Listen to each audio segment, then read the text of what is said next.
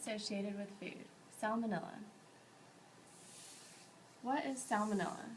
Salmonella is the genus name for numerous types of bacteria. Salmonella is a rod-shaped motile bacterium. It is non-spore-forming and is gram-negative. There is a widespread occurrence of this bacteria in animals, especially poultry and swine. Some environmental sources where this bacteria can be found include water, soil, insects, factory surfaces, kitchen surfaces, animal feces, raw meats, raw poultry, and raw seafood. Salmonella have been known to cause illness for over 100 years now. The beginning stage of diagnosis is first suggested by a recognized outbreak. Since diarrhea, fever, and abdominal cramps can be symptoms of many different illnesses, laboratory testing to be done to identify salmonella in the stool of an infected person. Most people begin to develop symptoms such as diarrhea, fever, and abdominal cramps 12 to 72 hours after they have been infected with salmonella. The illness usually lasts 4 to 7 days, and the majority of people can recover without being treated. Sometimes the diarrhea can become so severe that the patient needs to be hospitalized. In these more severe cases, the salmonella infection can spread from the intestines to the bloodstream and continue on to other body sites, and can eventually cause death unless the person is treated with antibiotics. More severe cases are usually found in the elderly, infants, and those with weak immune systems.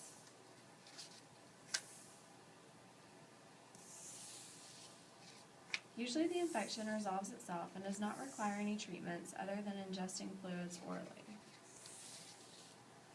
People with severe diarrhea may need to be rehydrated with intravenous fluids. Antibiotics are not typically used unless the infection spreads from the intestines. Some salmonella bacteria have developed resistance to antibiotics mainly because of the use of antibiotics to promote the growth of food animals. Ingesting undercooked or recontaminated poultry or handling raw poultry can lead to salmonellosis, more commonly known as food poisoning. Salmonella is one of the most frequently reported food-borne diseases in the United States, and poultry is a common vehicle. The mechanism of contamination initially involves retention of bacteria in a film on the poultry skin. The bacteria can be trapped in ridges, crevices, and follicles of the skin. Despite rinses, high populations of salmonella can survive.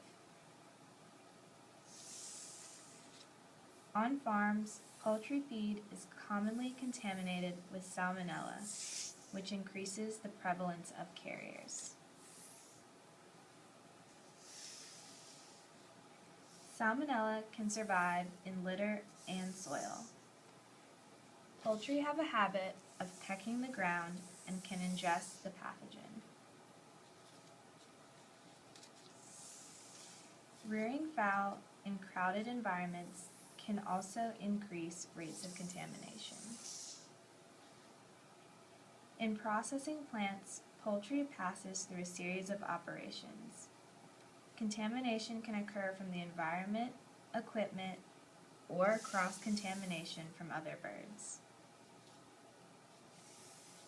Despite the process of scalding, washing the fowl in hot water, pathogens can survive and recontaminate other carcasses. Defeathering can push microorganisms into skin tissues and resist removal during subsequent washing operations. The National Research Council even concluded that poultry inspection does very little to detect or prevent contamination of raw poultry by salmonella. Pathogens such as salmonella can enter the food market and personal kitchens on chilled and frozen raw poultry, and is associated with drip and thaw water. If thawed poultry is left at room temperature, 20 to 25 degrees Celsius, or in a water bath for several hours, pathogens can multiply.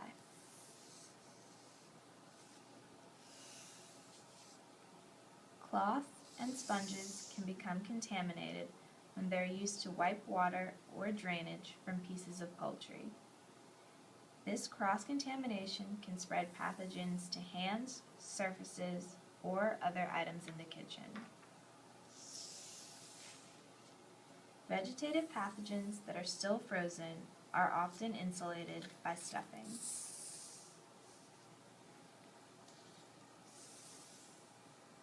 In food service operations, poultry is often kept hot on a steam table within a temperature range that is conducive for pathogen growth.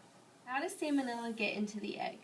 Experts say that chickens carry the bacteria in their own bodies and pass Salmonella along to the yolk while the egg is being formed in the ovaries. Chickens can also pass bacteria to the eggshell through the shell pores into the inner egg. Most experts say that chickens can harbor Salmonella without being sick themselves. Salmonella can be transferred from the inside out or from the outside in. To disprove many consumers' beliefs, cracked eggs are not the main factor for the Salmonella problem. A crack-free shell does not guarantee clean eggs. Any part of the egg can be affected, but the yolk is the most common source. According to the USDA, the most common mistake in foodborne illnesses were that eggs were served raw or undercooked. According to the FDA, the main guidelines help in reducing chances of getting the disease, but these practices do not eliminate Salmonella contained within the egg. To ensure egg safety, eggs are recommended to be kept preserved in the refrigerator or cooked thoroughly. In 2010, an estimated 22,400 people have been affected by eggs, and more than 550 million eggs were recalled in August of 2010.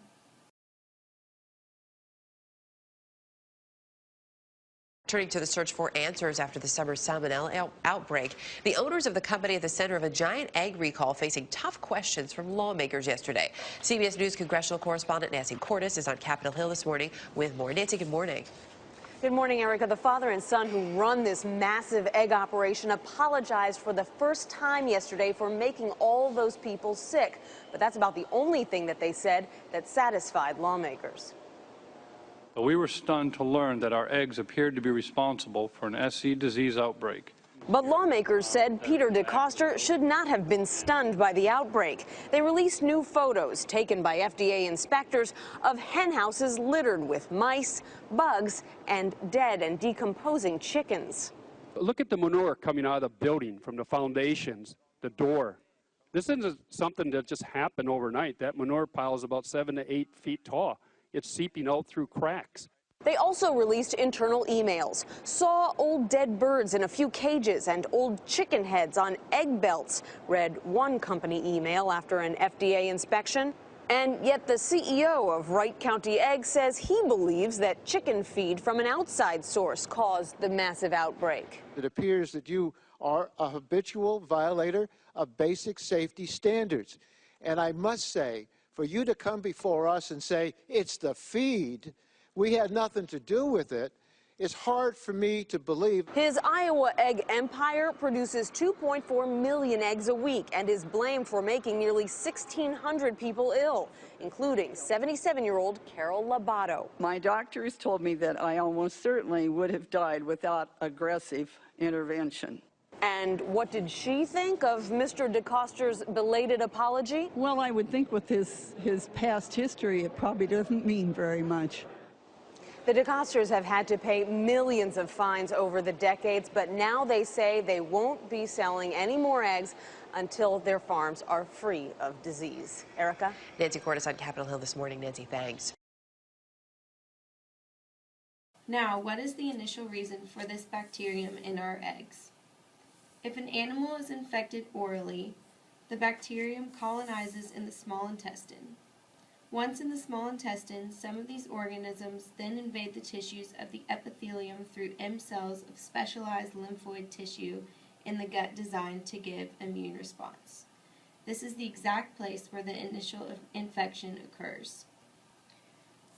Once a bacterium enters a chicken, the microbe thrives under ideal conditions, about 102 degrees Fahrenheit.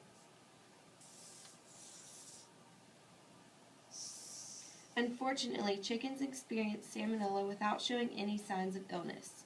The lack of symptoms in the chicken makes it especially tough on farmers to know which animals are infected, regardless if they are conventional, organic, or free range. Once ingested in one system, the microbe doubles every 20 minutes under ideal conditions. This leads to septicemia. To slow down these prime conditions, people are urged to follow FDA's egg rules at a glance.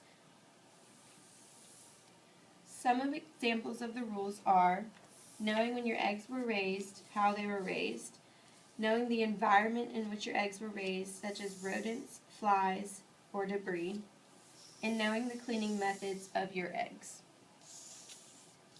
Also, some other actions include eating eggs promptly after cooking, considering buying, using pasteurized shell eggs, and discarding cracked or dirty eggs. According to the Centers for Disease Control, 1 in 10,000 eggs contain salmonella. If you consider most egg dishes are made with at least 2 eggs, that's 1 in 5,000 egg dishes that could potentially contain salmonella. Of course, this is a national average. As demonstrated by the 2010 egg recall, the risk could be higher in eggs that come from flocks and farms that are contaminated with salmonella. So, you might want to think twice next time about tasting the cookie dough sitting on your kitchen counter.